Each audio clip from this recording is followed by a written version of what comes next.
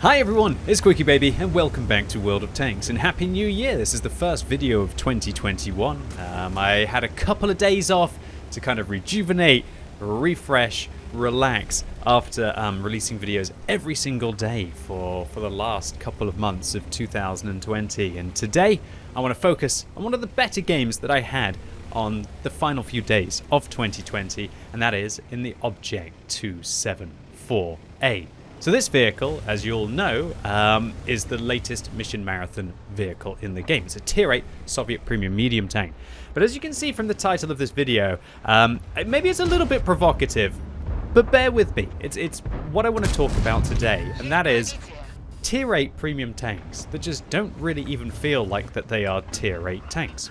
Now when I play this vehicle on my free-to-play account or on my main account, it just has every single tool that I need to be able to be highly influential in the battle. It has enough armor that occasionally you're going to be able to bounce, such as the 268mm of penetration against the Charfu Tier 4. It has enough alpha damage at 320, which feels absolutely monstrous when you high roll there for 400. I think that's a max roll on this vehicle, that your enemies don't want to get hit by you. It's not the same as another Tier 8 medium tank, which all vehicles used to have about 230 or 240 alpha damage. It just seems to be going up and up and up, and the new standard is 320 and even 360 on some vehicles. And that is just what makes these new age tanks just seem oh so powerful. Now, I can understand possibly where Wargaming are coming from and where they are thinking.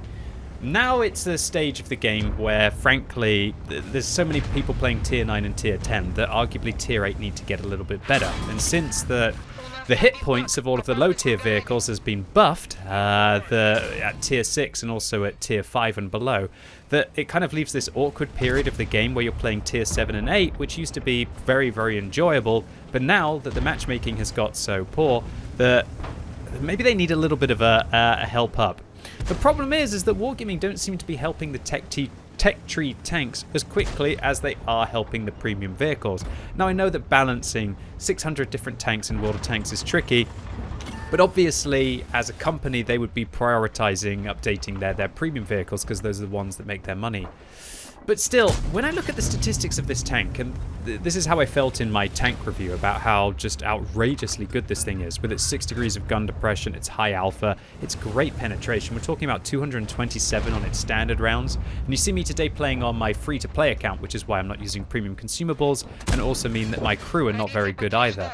But if I was playing on my main account, which I have been on this vehicle, and I have access to 289mm of penetration and 1,300 meters a second shell velocity. Hold on, did that look like that went right through the vehicle, or did it just go underneath that player's tracks?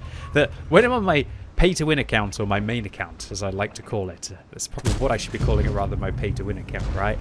That having that extra penetration allows you to just go toe-to-toe with Tier 9 and Tier 10 opponents. Now, I don't think it's... Sure, I don't think that... Look, I'm not saying that if this vehicle was at Tier 9, that it would do particularly well. In fact, it'd be probably quite a poor Tier 9 medium tank if that was the case. But it's definitely at least Tier 8.5, I would feel. When you compare it to the statistics of the T-54, it has the same gun depression, it has practically the same armor, although it does work in a different way. It actually has higher penetration on its standard rounds compared to the... should we say, the high gun depression gun on the T-54, because not a lot of people realize that depending on the gun that you use on the T-54, you actually have 5 or 6 degrees of gun depression.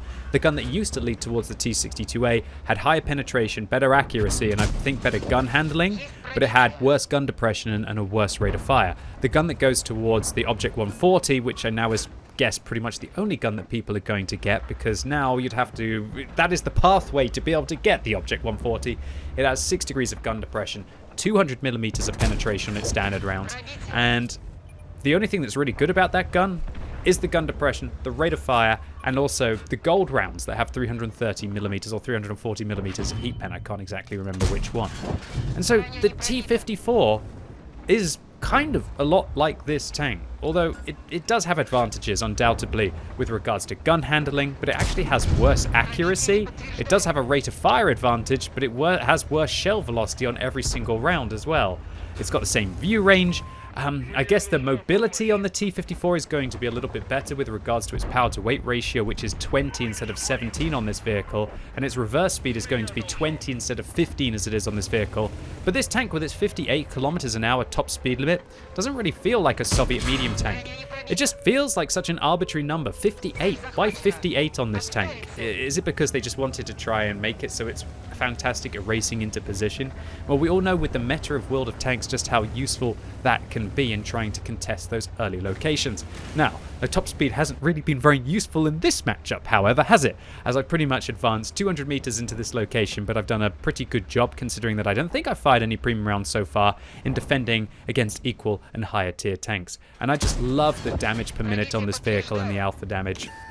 We are 6 minutes into this game, and we're up to 3,000 damage, of which a lot of that was against higher tier tanks. But now you're going to start to see where this vehicle can actually be quite troll. Well, maybe not quite yet. I think you've probably already seen the trolling shots while I was trying to explain the predicament of the balance situation in World of Tanks.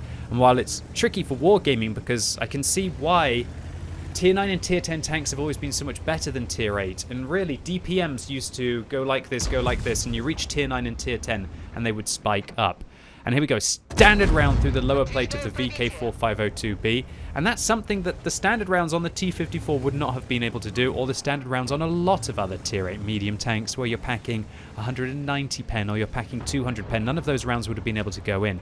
And so I adjust my angle at the unfortunately tracked VK. I aim at his lower plate, and this time it doesn't go in, so I'm going to tactically load the gold where I've now got more than enough penetration to be able to go right through the lower plate, but I find that unfortunately he dies, we're unable to claim his scalp, and we can move on instead to the Centurion 7-1. So Tier 9 British medium tank, albeit with what looks like a stock turret that I might not have recognized at the time. And if I had, I would have probably been shooting him in the turret armor a lot more against a Tier 8 Soviet premium medium tank. So in this situation, the Centurion 7-1 has the better gun depression, but as I know, well, at least in retrospect, that he has not got the top turret because of his hit points, that means that he's only going to be using the 20-pounder. And so he would have had to have shot me twice or high roll first shell.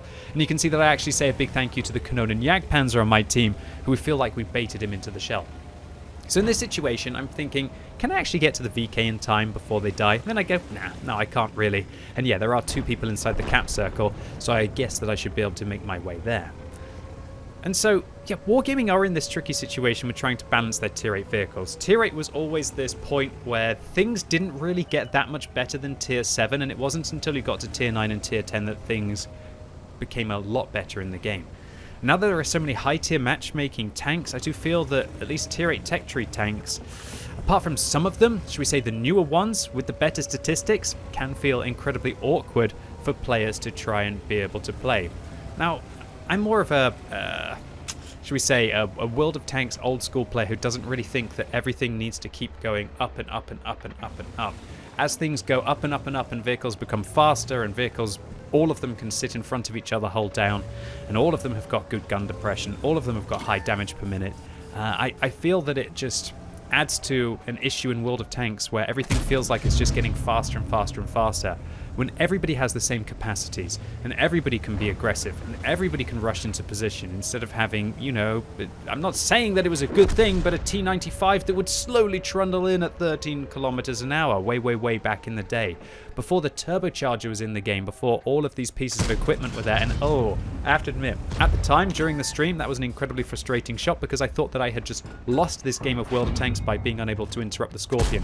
Talk about being unable to interrupt the Scorpion, we actually bounce his 128mm caliber gun off the top of our vehicle with the turret armor on this thing. That is absolutely awesome if you can hide the lower plate and you can use the 6 degrees of gun depression. And this is just the classic game of World of Tanks here. We haven't done anything too fancy. We've just used the Soviet vehicle with all of its statistics and all of its strengths. And if you can manage to do that, which is, it's not exactly the most complicated gameplay to be able to master, you're going to end up with absolutely stonking win ratios in a vehicle like this. World of Tanks with the map design, I wouldn't say that it's been designed for Soviet vehicles, and I wouldn't say that it's because the game designers originated in Belarus and are still there, but although their headquarters are in Cyprus now, although I expect that's for tax reasons, would have decided to make the Soviet vehicles all the better to be able to fit the maps. I don't feel like they designed the maps around Soviet tanks, is what I'm suggesting.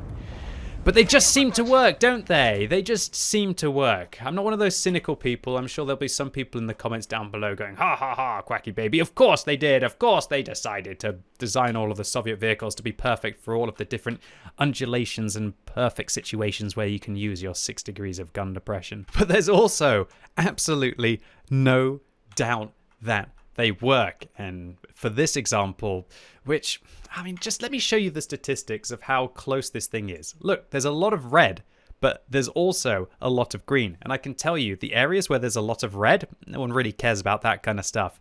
The armor is only 5mm worse at the front. Nobody really minds about having 70mm of side armor. That's still going to be able to ricochet everything. The DPM is certainly a step down, but it's still really good compared to what used to be the old damage per minute at tier 8, which was roughly about 1,800 on most of the medium vehicles. There are enough green statistics here that I would argue that this tank doesn't truly look like a tier 8, and it's certainly not rocket science that if you take a vehicle that looks like it could be competitive, at least at the upper tier, and give it matchmaking below a tier, where this thing's going to meet tier 6 vehicles. And in turn, it's why a lot of people are using tanks just like these to absolutely dominate their games of World of Tanks. And while this didn't look like the best game that we've ever had in our life, the ace tanker for the 1,720 base experience, the 4,400 damage dealt without the constant need to fire gold ammunition, means that even without a premium account, albeit taking into account that it was during holiday ops, we make 92,000 credits profit without a premium account. And for me at least, the results speak for themselves in a vehicle like this. Here is every single one of the 25 games that I've played in this tank across both of my accounts. And yeah, we can see at least 25 wins here and 5 battles that I left before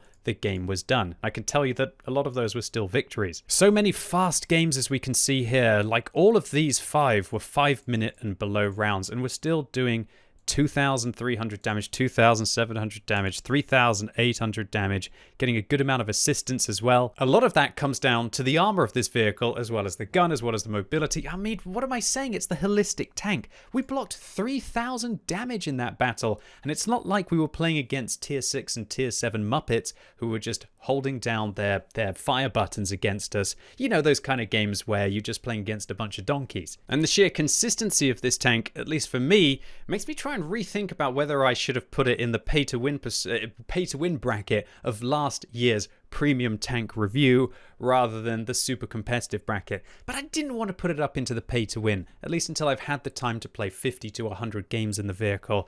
But I can tell you, if the games continue to go anywhere, if they go anywhere near as well as they are going now, yeah, stay tuned for the 2021 version, because I can tell you this one's going to be going up in top tier unless things change. Anyway, ladies and gents, boys and girls, that's it for today. Hope you enjoyed this one. If you did, give it a thumbs up, but if you hated it, give it a thumbs down, and let me know in the comments, what are your tier 9 premium tanks, i.e. the ones that are so good at tier 8 that you feel like they could be competitive at tier 9. And if you're watching this video as it goes live on Sunday, it's time for the World of Tanks Tech Tree Showcase, the first one of 2021. And today, as the SDB1 is going to be top of the tree in 2 days from now, so you can get a meaty discount on the vehicle, I am going to get you fully prepared in the stream today. Come along as I start at tier 1 and work my way up towards tier 10 for the highest gun depression at high tier in the game, with its hydropneumatic suspension, great DPM, great mobility. Yeah, the list goes on. For some reason, I just can't seem to make it work, but maybe I can try and change that today. Anyway, yeah, hope it's going to be useful for you. And as always, Happy New Year. Have a good time. Try and make the most of this year. I know I will. And as always, thank you so much for watching. You've been epic, and hopefully I'll see you soon.